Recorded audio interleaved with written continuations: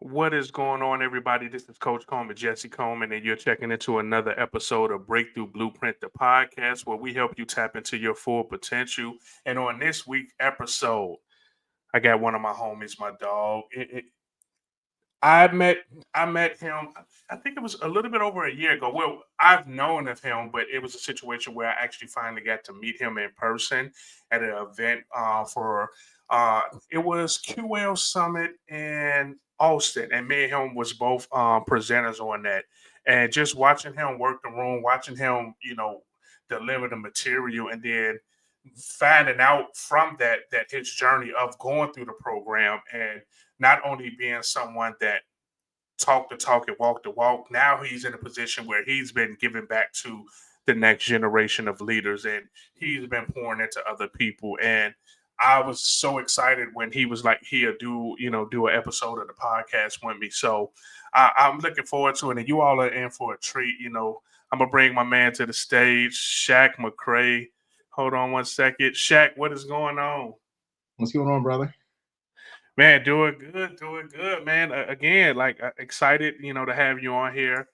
Just from conversations we've had, and again, like I said, watching you grow, watching you do your thing. I'm like, okay, this is somebody that can really, impact people's lives and can share what you're doing and some of your success and how you had your breakthroughs that can help impact other people's lives. Right? So what you do is, tell the people a little bit about yourself, and then we'll get right into Awesome. This is my least favorite question because I it. never know like where to start or so I got into real estate 10 years ago now.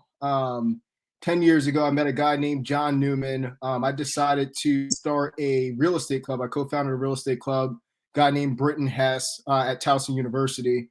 It was kind of one of those things that was like, we were in passing. I think you call it serendipitous, where it was like, hey, I'll be your vice president. If you're the president, he was like, and then we kind of like exchanged that. And we ended up with him being the president of that club. So we got started. We talked a lot about real estate. The club grew to be the biggest in Towson's history at the time. And we connected with a lot of people that just wanted to have the conversation about real estate and entrepreneurship. And the quantum leap concepts came in when we brought John to be a speaker. He came in, he was answering some real estate questions. He was a top producer at the time already. And then he just goes, well, you guys are asking all the wrong questions. And that was my first introduction to a quantum leap conversation. I think fast forward from there, I really use quantum leap as like models that I can look at and compare my journey to and kind of like build what I'm growing in with. It was like a mentor almost to just have like these models and these tools accessible over the last 10 years. And so from there, getting into the industry, I was an agent on John's team. My best year, I sold 70 transactions ish. It was like, 56 like through brokerage and then a handful more through just like investment thing I was working with. And at the end of that year, I realized I don't really want to do that again. You know what I mean? Like how many transactions, it's a lot. You got double sides and you need this to close and I'm stressed and it's just a lot going on in that situation.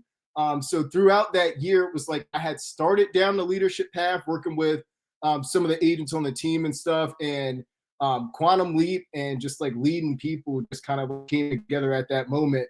And so from there, I went into becoming a team leader of a market center, getting a certification to be a coach. I'm an integrative NLP coach. So a lot of hours there, getting licensed to help people, to empower people to get what they want. I love that you just said that because that actually is a good segue into the question I'm going to ask about that. So, what were some of the lessons you've learned about developing people and empowering agents, and not only just agents, but just people in general? Yeah, I think that like when it comes to empowering people, you got to meet them where they're at. Like that's the best thing that I can say. Like I work with a lot of agents where it's like they know what they're supposed to do, but it's like there's a reason why they're not doing it, right? And so like to be able to be trained enough to like ask the questions and have like emotional intelligence to know, okay, they're saying this, but they really mean something else. Know to go deeper. I think that it really starts with actually hearing what the person is saying to you. I think a lot of times, like in the positions that we get in, like it's like shove the model, shove the model. It's like the model is important, but like if the person is not ready to make the move and you can't help them kind of like breadcrumb their way there, you're not really going to have a lot of success at it, in my opinion. Yeah, and to that point too, like even transitioning that into just people's personal lives of like you have to meet people where they are. Like you can't want to force things for somebody that they're not ready for, right? Like, and when you're listening to what they say, you have to actively listen. You can't be thinking about what you're going to say in your response. You have to actually listen to what they're saying to better understand what they're saying and what they're not saying. And that's a good way for people to interact and to be able to work with each other, right? Yeah, exactly. I took a class last week in the market center, and it was some concept that I learned from another school that I'm a part of, and it just talks about like what's a person's like overall aim, right? In Keller Williams, I think we would call it like your North Star, like what's that like guiding thing that's like moving you ahead. And so if you don't know what it is that like your career means to you, then it's really hard to and I don't even want to use the word motivation. It's really hard to like every day like take the journey if you don't know like why you're like busting your butt and like taking these like steps along the way. So I think it's like getting people to come to terms with, okay, there's something on the other side of this, there's a reason why I want this. Let's remove the limiting beliefs that are in the way of like that journey, and let's lock arms and take the next step together. Yeah, that's big. Is that why? Why are you doing what you're doing? What is the thing that's gonna keep you going? What is that thing that's gonna make you get uncomfortable? That's gonna make you go through the hard times. So when things do go wrong and stuff go bad, what is gonna be that push to get you going? Yeah. Well, how are you going to reframe your mind to see that as an opportunity to grow? Yeah, yeah, exactly. And so I kind of want to, I'll transition to that a little bit and ask this of being in leadership, being a leader, how has fatherhood and your business leadership overlapped? Like, how has you taken things from being a father? Has it helped you transition with things in business and then vice versa? I For me, it started really early. And I don't even know that I'd like really like share this story like publicly like at any other point, but it's coming in now to share, so I will. I had a stepdad that was basically like my dad from like 5 years old on. And I think that like early on in life, like not having that relationship like with my father, like impacted me more than like I gave it credit for. You know what I mean? It was really something that was like, oh, like I don't care about this, and oh, like, I'm gonna show him, and you know what I mean? It's like so you like build up this like this way of like going about things where it's like, for me it was like a chip, you know what I mean? And I went that way for like a long time. And I think that even around the age of like 14 years old, like I was thinking about how I was going to do it different when, I was a father and things like that. So I think that relationship between like fatherhood and career like started for me like way before I was even a father. So like that Yeah, was that was like the first thing. It was like it was a big thing for me that I really had to work through. And then from there, I would say that I think that my career path has done more than the other way around so far. Um, if it's something that I learned from being a father that attaches to the career, it's just like that patience. You know what I mean? yeah, Like when you have a child, or when I had a child, it was just like there's like a deeper level of like love. There's a deeper level of like I don't want to like harm this like little human. So like I'm slower with like my reactions. Like what I mean? I really think about like what I'm doing, and I'm just like really conscious of that. So like being able to take that and bring it over to the career, I would say is the thing there. And then the other way around would be coaching, just like becoming a better communicator, like being able to understand like body language, or being able to yeah, reframe things, or give two choices of things that like I want, just like little things, right, in the day to Yeah. day, make it a little bit easier to be able to communicate with her. Yeah, it's funny you say that because with us both being coaches and us pouring into people so much that we start realizing patterns, or like you said, body language and communication for people. And it's funny, like when I'm talking to my daughter, I'm like, okay, I see there's something more going on with this. Like, let's go ahead and unpack this. Or do you need a little time? Because you Yeah. know how kids get. Do you need a little time to Oh, go to the side and do your thing? But it's just so funny that, and I catch myself too of like, okay, nope, this is not a situation to coach. And I actually had this conversation with somebody I've talked to recently where we were talking about a situation and I stopped myself. I'm like, nope. I'm like, I was about to coach you and I'm not going to do that. Like, we're having a friend conversation. You're telling me about the situation you're dealing with there. You know what? Hey, we're going to just talk like this on friends. But have you had that situation happen where like you are a good coach. You are so used to being there, coaching people that you have to catch yourself sometimes of coaching other situations. definitely. Like at home, I'm very cautious of it. Like I don't want to coach my wife. You know what I mean? So like I'm very like I try to be very careful in that relationship. With my kid right now, it's more like a meltdown. You know what I mean? She's 3, so it's like when she's like really pissed off, I just gotta understand that like, I gotta let her like go through this, like, Yeah. and then it's just a different approach completely. And then in my personal life, yeah, I do notice myself doing it like here and there, but it's also something that's top of mind for me where like I'm asking, the people that I'm dealing with, whether it's my brother or, my mother sometimes like recently is, hey, you want me to listen or like do you want like my advice or my opinion on this? Yeah. Yeah, and so I've actually had somebody tell me that is coach as well, and she was like, when somebody called me about something, I said, "Hey, do you want me to respond as a coach? Do you want me to respond as a friend, or do you just want me to be a sounding board to just let you, have the say the things that you want to say?" So it's like that. That's a good way of also like, okay, before you get into what you want to get into, how do you want me to respond? How do you want me to listen? And one of these three realms, that way I can know which way to respond to you. Right? Yeah, I mean, I think big part of communication, right, is like knowing what the outcome is. Not the specific outcome, but it's like, okay, what do you want to get out of this conversation? Am I here for like? I definitely think that's something you got to check yourself on. Yeah.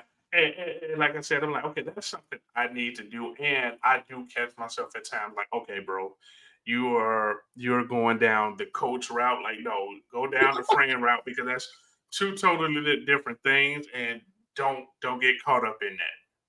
But don't you think your friends appreciate it sometimes too? Because I do have like some experiences where it's like, you have a conversation with them and it's like, wow, okay, like nobody asked me questions like that. Like, you know what I mean? I think people do really appreciate it. It's like you're saying, no, you just got to be careful. No, that is a good point of the fact that maybe that's why people do, come and ask questions or be like, hey, can I get a minute to talk to you about something? Because they know it's going to be from a logical, we're going to respond in a logical way and not an emotional way. And a lot of times when they go to their friends or other people about it, it's going to be emotionally driven and not logic, coming from logic. Right. So to that Yeah. point, that is a good way to look at it. Like say, change the way you look at things you look at change. And that's one of those aspects of it of changing the way that you look at that situation. Yeah, and I would also add like understanding like how they look at the situation too. You know what I Yeah. mean? Understanding that like I have a way of looking at it, you have a way of looking at it, and like as a coach, I think my job is to like ask you questions to help you find the best answer for you. You know what I mean? I think that that's a different kind of perspective that like a lot of people don't necessarily always have access to if they're not paying for it. Yeah. Yeah. And we know as coaches, it's like, we ask a question, there's going to be a follow-up question because we know that second, or even third answer is going to be like a surface level, No. answer. And it's like, no, let me get a little bit more deeper into it. And as we're getting deeper into asking those questions, they're starting to self-discover and they're starting to answer their own questions like, you know what, or maybe I'm just being over dramatic and maybe I'm just like it's not me telling you, you're having that self-discovery right now as I'm asking these questions. Right? Lost you for a second. Yeah, I think that's exactly it though. Yeah. All right. So I want to go a little bit more into that. What are some of your daily habits or principles that you use to turn on and off that being in your leadership position and then now husband, father? How do I turn it? What are my daily habits to turn it off? I mean, I'm really thinking about this question. What are my daily habits to turn it? I don't know that I turn it off.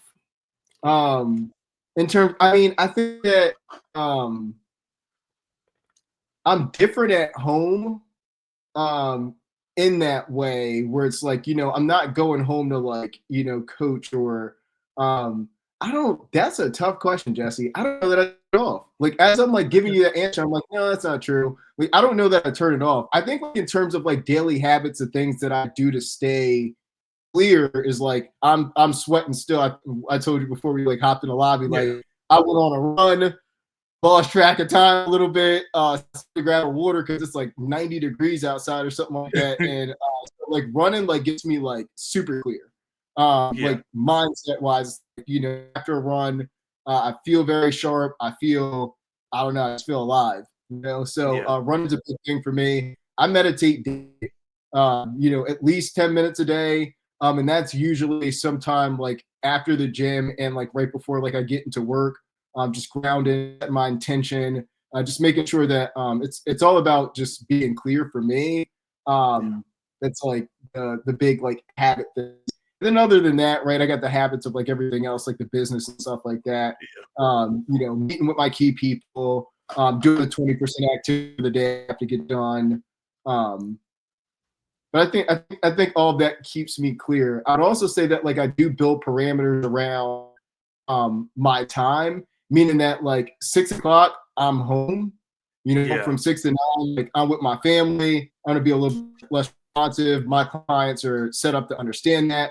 Whether it's a real estate client, a coaching client, like they understand from 6 to 9, it's family time. I'm cooking. I'm with my baby. Like, you know what I mean? Once she goes to bed, I'm up for another hour or two, like kind of like getting some stuff done. But I think just, blocking some time for the things that are important to me matters. And for me, that's, my health, making sure I'm clear in my mind, and then making sure that, I have time with my family.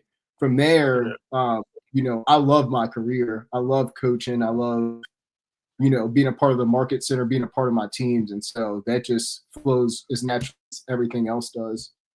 Right. You know what's funny about that? And you was like, I really don't have habits. Like you have habits. You're like, hey, I meditate, I go for a run at 6 p.m. I'm shutting down. Like you created habits that's now it's just like second nature to you. That it's like you were like, "Ah, I don't have habits, but then you just went through what your habits are. So it's just amazing how you have that. And if I know I'm finna screw it up, and I'm finna teach the class 6 person perspectives this week of the unconscious what is it? Unconscious competency, right? Where it's like you've done it so much, you got that habit down to where it's like it's just second nature to you. So it doesn't feel like a habit, but you have it together where like that's your thing that keeps you, you know, keeps you present, keeps you there. Like, hey, at 6, nothing is going on to keep my mindset right. I'm meditating, I'm going for a jog, I'm doing these things. So you really do have it down. It's just like it's just so second nature to you. I would also add though that you got to fight for those boxes as well. Like it's not. I do have it down, but it's not like 100% like autopilot all the time. And I'm saying that for like anybody watching this, and they're like, "Oh yeah, he has it." Like, no, I don't.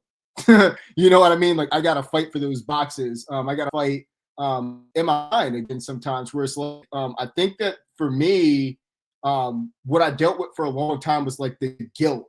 Like if I don't get my workout in by this time and I'm not working by this time, then like I didn't like do something right. And like it's not helpful. It wasn't helpful for me to be having that conversation with myself. And so like again, I think like everything affects everything. Like, being clear in your mind and then having like some parameters, but also knowing that, there's going to be some flex. Sometimes you're going to have to fight to keep that time, especially, when you have a family and those kinds of things. Like, it's a fight every day Yeah. to, stay on track. And it's one that I enjoy. Yeah, and I'm glad you said that. So for you all that's listening or going to be watching on YouTube, it's like it's a constant struggle. It's a constant battle every day because life happens. You get tired. Things are going on. Kids get sick. You get sick. Something happened. The weather get bad. Like things are always happening. So it's a constant battle. So for you all that see people that you look up to or you admire and like, man, they get it all together. No, it's a struggle for everybody. It's just you keep going. Right? It's Yeah. just the thing. You just keep going. What can go wrong will go wrong. So with knowing that, it's like, hey, when things are good, good. I keep moving. When things are bad, cool. I'm gonna keep moving. Right? Yeah, and I would add again, like reframe your mind to see it as an opportunity to just get better. Yeah. And we talked about it. We talked about it a little bit, and I, I don't know if it's more you can add to it, but it's like how has taking care of your body with your meditation, with running, affect your mindset and your business?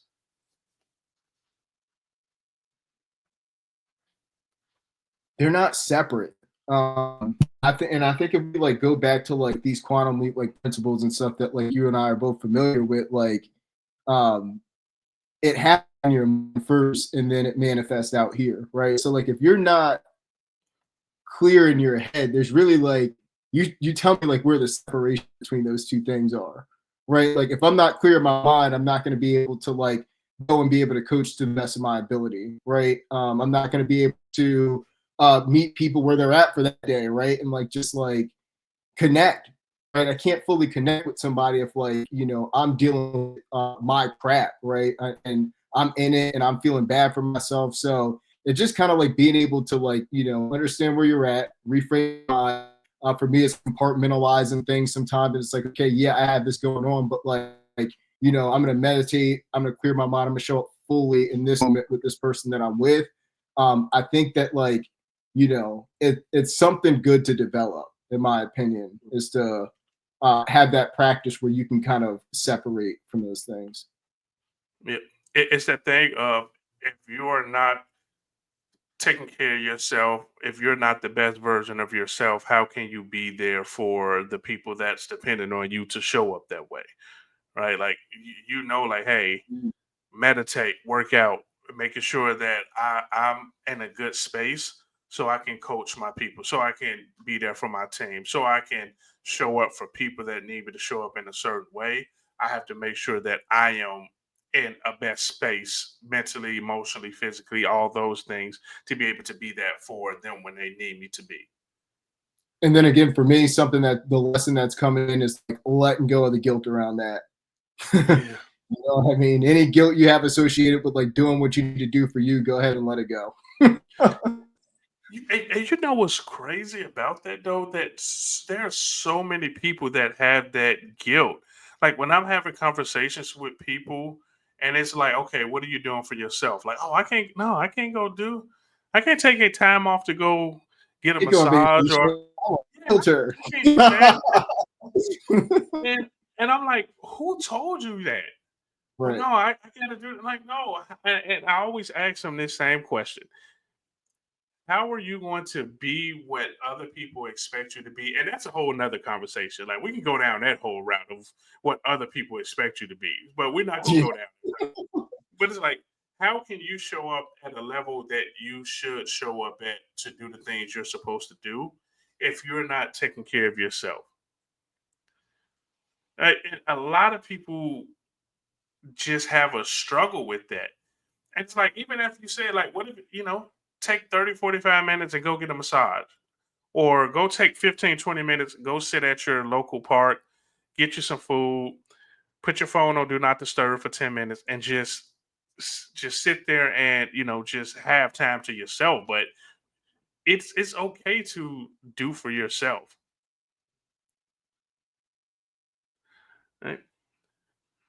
So you kind of went into your routine a little bit. Like, what is your morning routine like for you? Like, you wake up. I know you say you work out, meditate. How does that break down? So if anybody that's listening, like, hey, I'm trying to figure out how to get my day going to be able to operate at a certain capacity, what are the things you do, and maybe people can like pick from that to see how they can put together their morning. Yeah. For me, it starts sometime between 5 and 6:30. I would be real with you. My daughter doesn't have a bedtime because my wife stays home. So for real, like a lot of days, it depends a lot on like what time did she like go to bed the night before. Like it could be 9, it could be 10:30, 11 o'clock. Yeah. You know what I mean? And it's like, I really try to like save that time to like, be with her. If she's up later, then we're up later. You know what I mean? At night, I'm rocking her to sleep. You know what I mean? I put her down and then I do my thing, right? If I got energy left, I'll open the laptop and work. If I don't, I'm in bed. So I think for Yeah. me, a lot of times it starts that like night before, and just kind of like set myself up so that like when I wake up in the morning, like I need to do really quick and like try to get out of the door in that first like 25 minutes.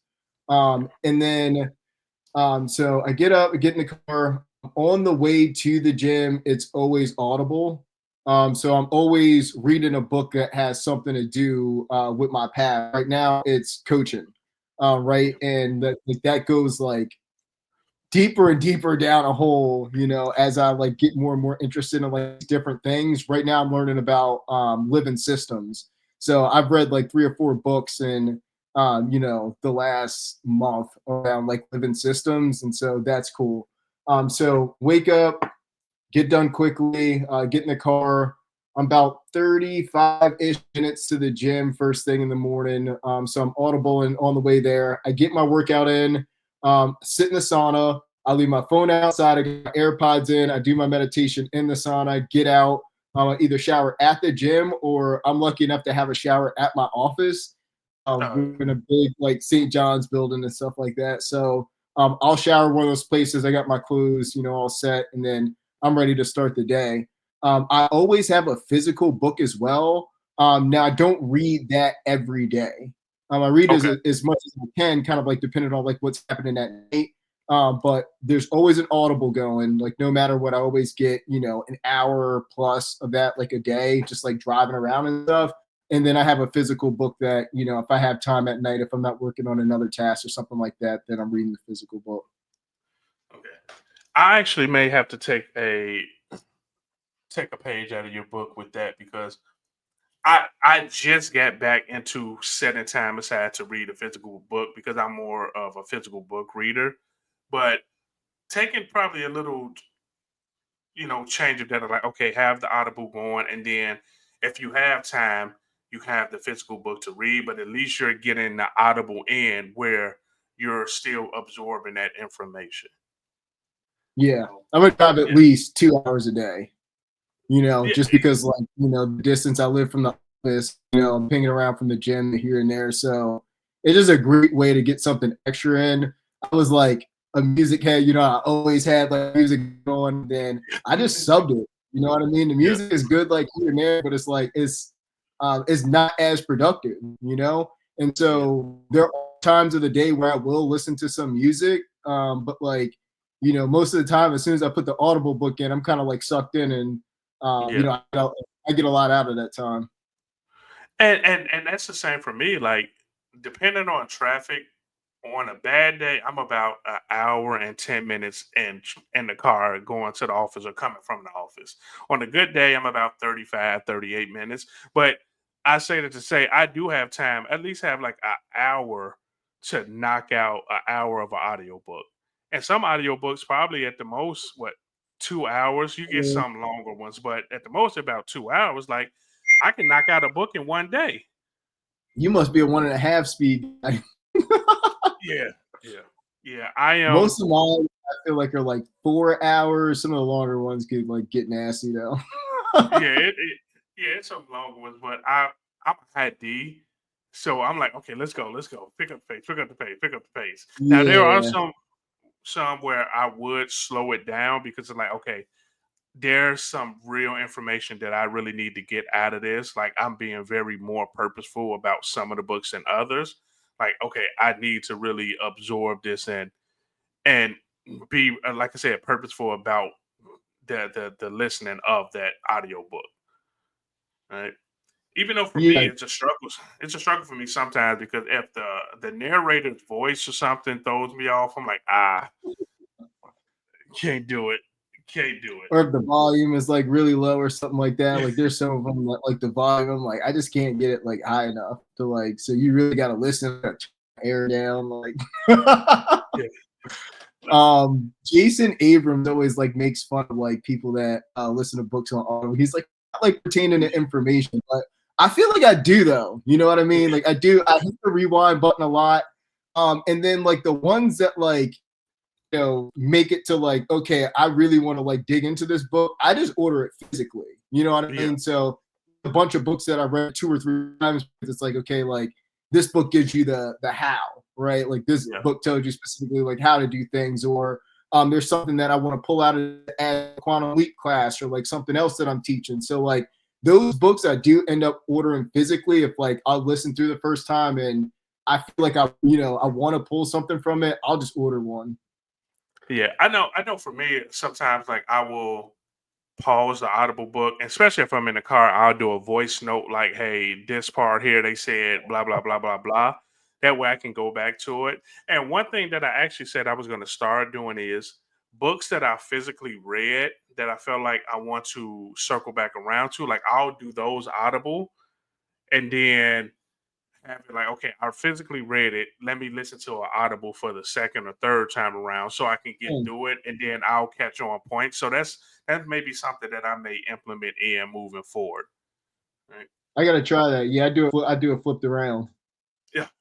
So it's Unless there's something I a want book to. I can't get on Audible, because there are a Oh couple. yeah. Like, I got this one here. Like this one I couldn't get on Audible. There was one that I just ordered recently by lady named Jenny Wade. Like, so there's like a Okay. couple of them that, for whatever reason, like they're not on Audible. I think it's something to do with they try to get it recorded in the author's voice, and Right. so I don't know. I think there's a whole like that thing to like why some of the books are not on there.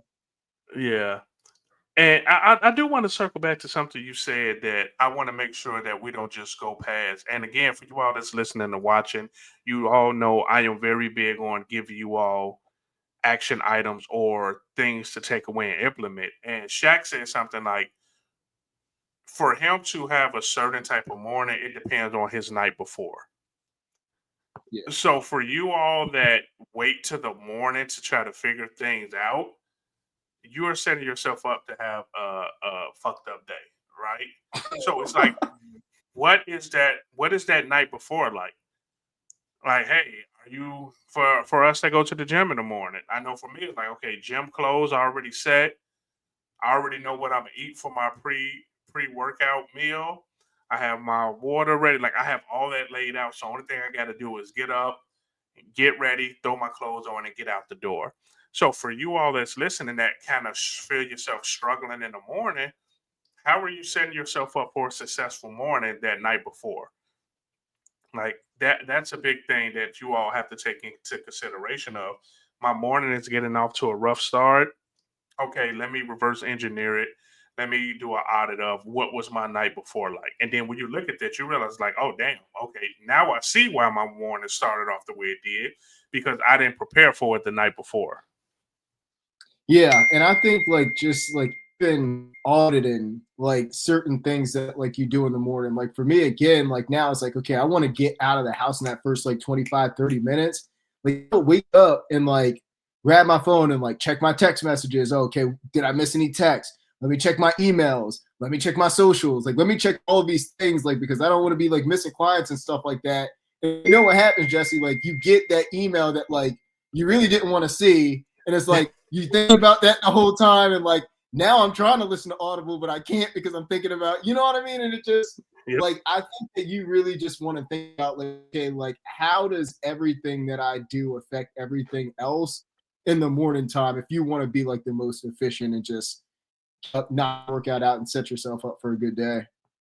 Yeah, and I'm glad you just said that because that's another thing. Of in the morning, are you hindering yourself because of you go on social media, see something bad happen, or you check an email and you see an email that you didn't that is information that going to throw your day off. Now your morning is all messed up because before you were able to build a solid foundation of positivity and centeredness, now you didn't let this BS get into your mind, and now your workout is thrown off. Like you said, you're not even into to the Audible book because you're thinking about the email or something you saw on social media.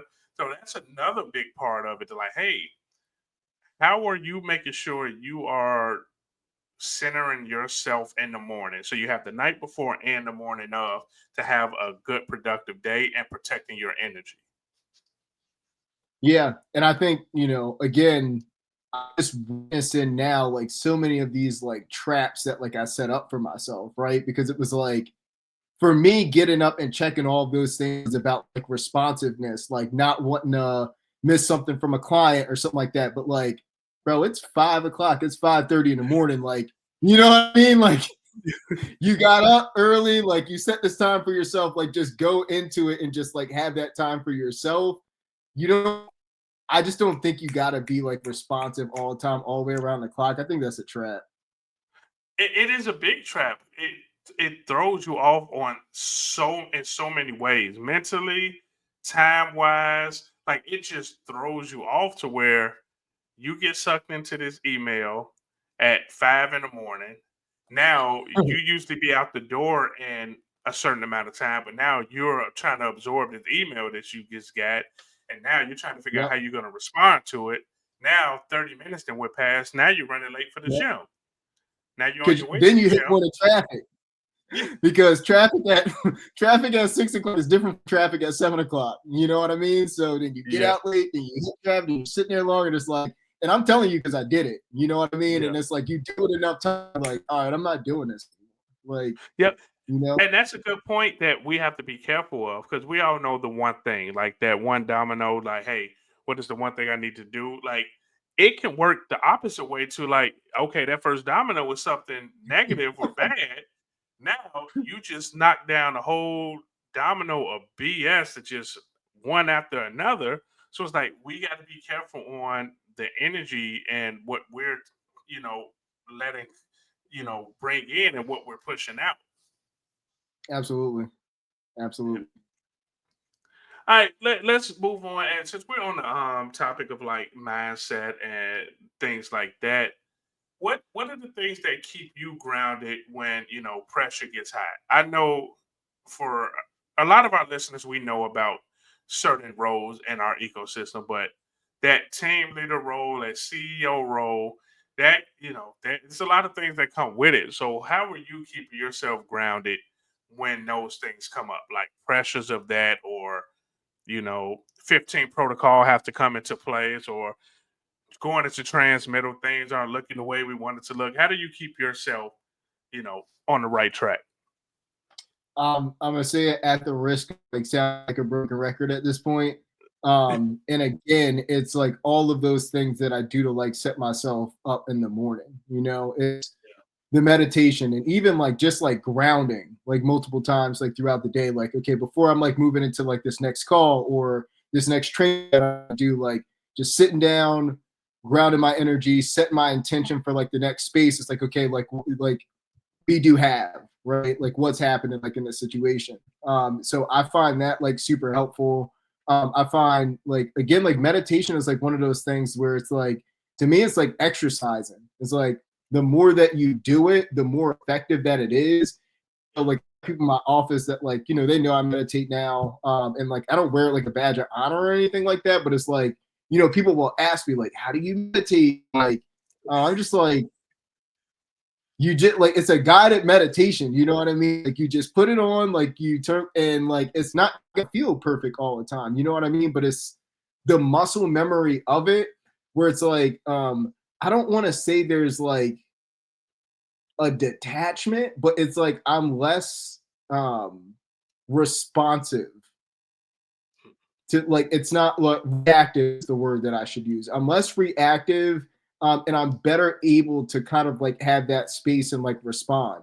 And like anytime now where like I feel like I don't like the way that like something happened or that's not how I would have responded to something. Like always remember that like that's my model of the world, right? Like that's the way that like I think about this. And if that causes anger or causes me to be hurt or frustrated, like that's my reaction to the situation that's happening out here, right? And so Yeah. just being able to have that space to see it, I think allows me to be able to respond more skillfully to the situations that I'm in throughout the day. Yeah. That's funny because so over the past few months, like I love like how you said like you read certain books from where you currently are. And then that's been me over the past few months. So I've been on this whole stoic path. Like so right now I'm finishing this. And that was one Wow. of the big things that they say is like it is not the obstacle, it's your perception of the obstacle. Like it's not the situation, it's how you're going to react, how you respond to the situation.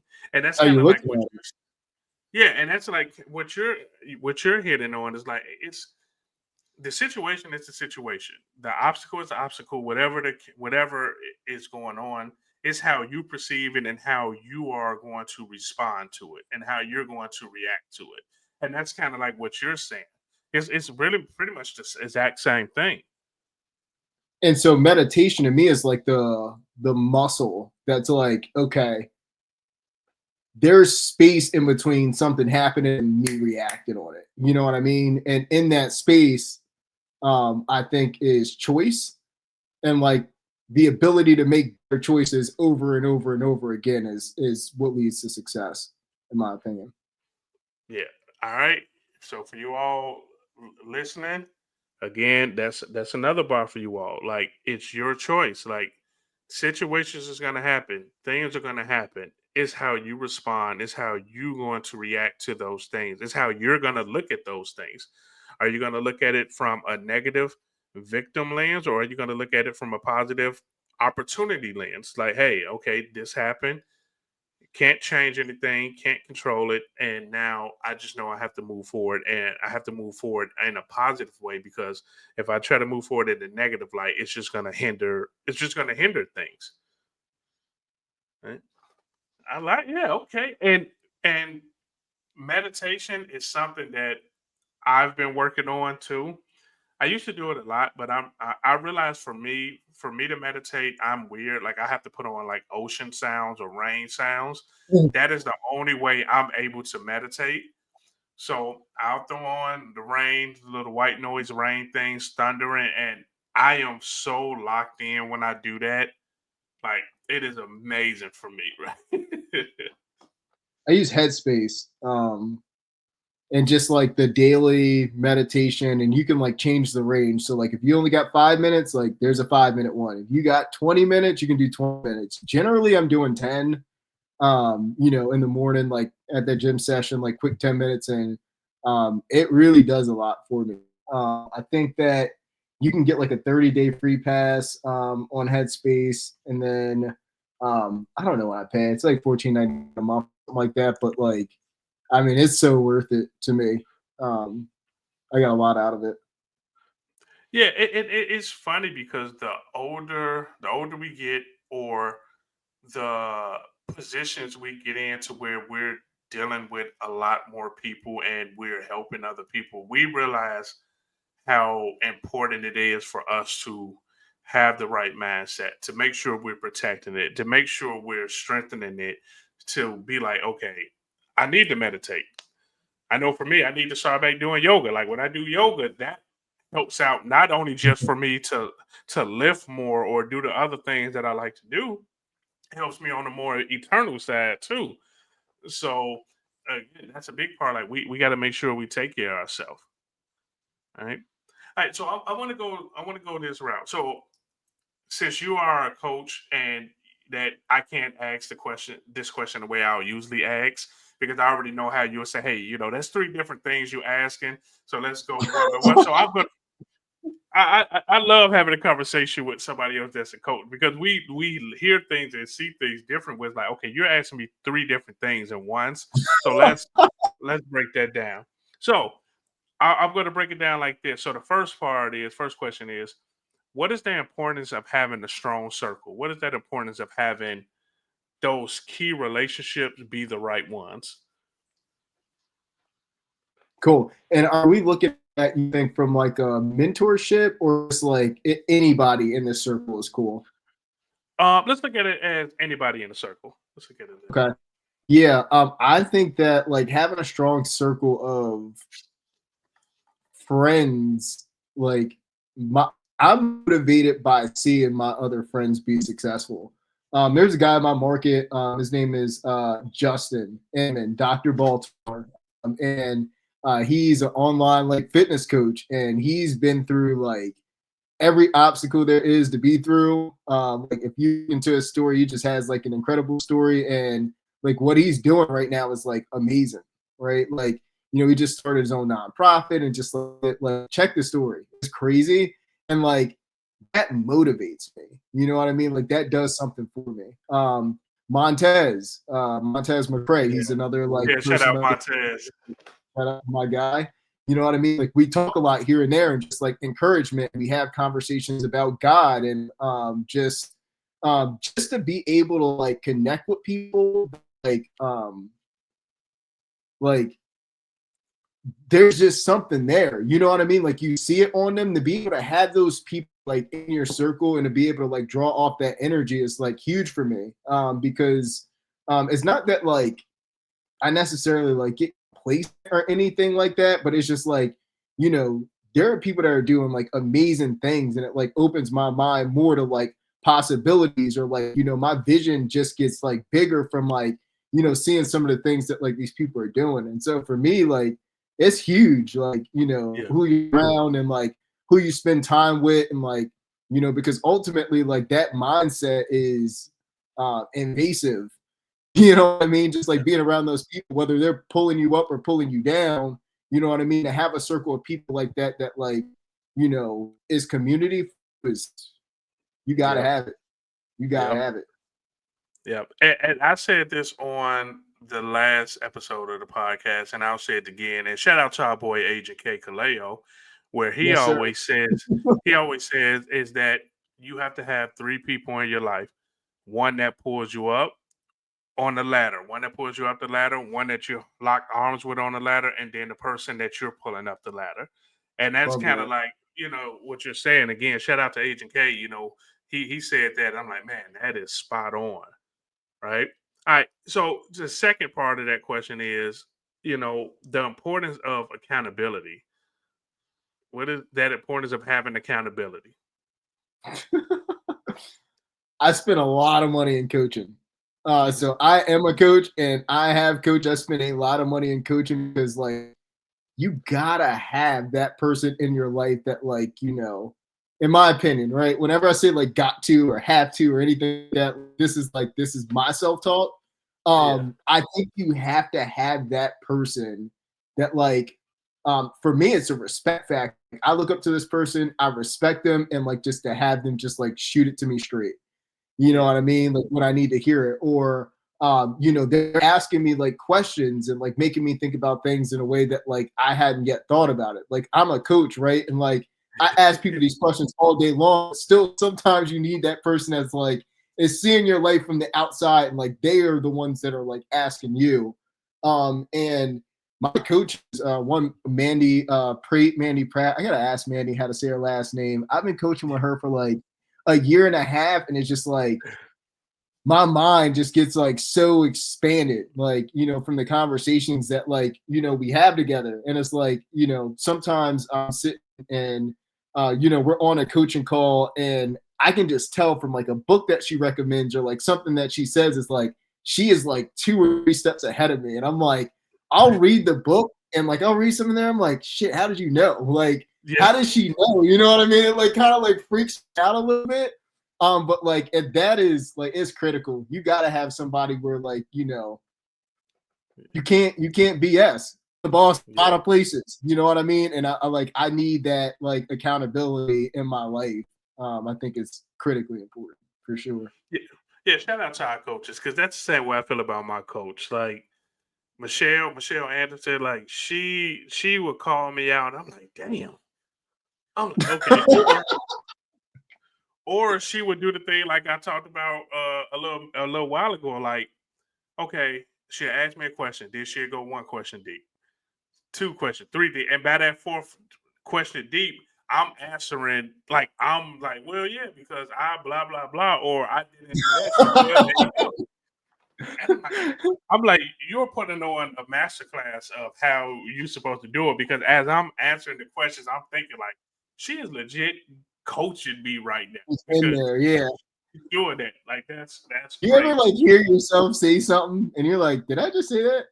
You know what I mean? Like you like hear it as the words are coming out. You're like, oh, what was that? Bro, You know what I mean? she would ask me a question, and as I'm answering, I'm like, oh shit. I'm thinking to myself, like, I already know. I already know. And I'll stop and I say, you know what? I get it. Like Yeah, as I was saying this, I start having that realization, like, yeah, that's not why am I even saying that? And no she'll doubt. just laugh, like, yeah, that's it. Right? I other part of that, and this is a big one. I love this one is the importance of having personal standards. And here's how I'll break it down, right? And as us as coaches, we deal with this a lot where we have people that have their goals are up here, right? If it's fitness goals, if it's business goals, but their standards are down here. So my fitness goal is to lose 20 pounds, but my standards is eating McDonald's, drinking 1 bottle of water a day, working out once a week. So what is the importance of having those personal standards that's aligned with your goals? Okay. So when you said standard, I heard you say basically where you're at right now. Is that correct?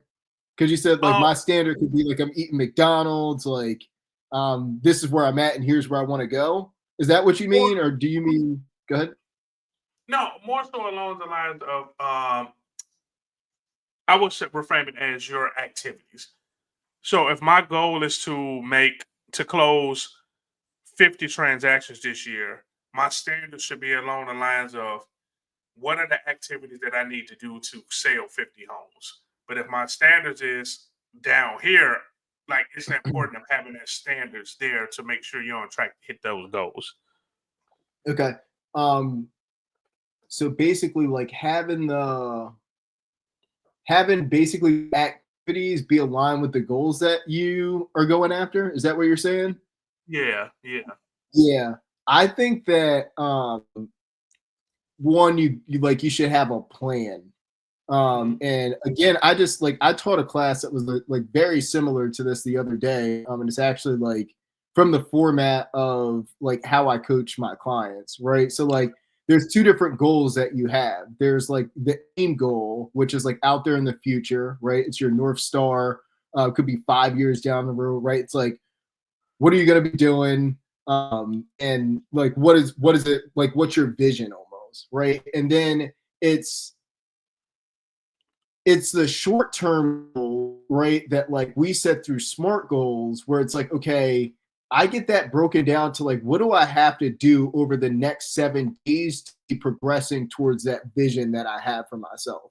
You know what I mean? And so your standard has to be at least that, right? Like you have to be able to look at that goal and like chunk it down. So like from 5 years to like 7 days might be a big jump, right? But it's like, okay, what a 1 year goal look like? Okay, what do I have to do like monthly, right? And then that gets tough sometimes because it's like sometimes it's like that hockey stick effect where it's like, Yep. so the goal for this month might not necessarily be 1/12 of the goal for the year to get you to that 5-year goal, right? And so it just really sitting down and like think before you act, right? It's like thinking through like what is the plan that I can put in place to move me towards where I want to be. And I think that starts with like you have to have the long-term vision of like what you want. You have to have that long-term aim and then work your way backwards from there. Yep. That's what I was looking for right there. That's what I was looking for. So I'm glad I bring it. yeah, that's what I was looking for. All right, as we get ready, to wrap it up, I always ask my guests to, if you can leave one piece of advice for our listeners, what would that be? Man, I shared this takeaway before, and it's coming in again. It's never that serious. And I don't know where I shared this. I think it might have been something like that I did with like James Shaw, like where you are like right now, like the things that you were telling yourself that like, the reason why you can't get to where you want to go, or like you're not getting there fast enough, or you're looking around, you're comparing yourself to like other people, like it's never that serious, right? And like that mindset that like you have right now, like it's just head chatter, right? And so like when you can step back, like observe it from that and ask yourself, okay, like what's the next step that I can take towards like who I want to be and what I want to do?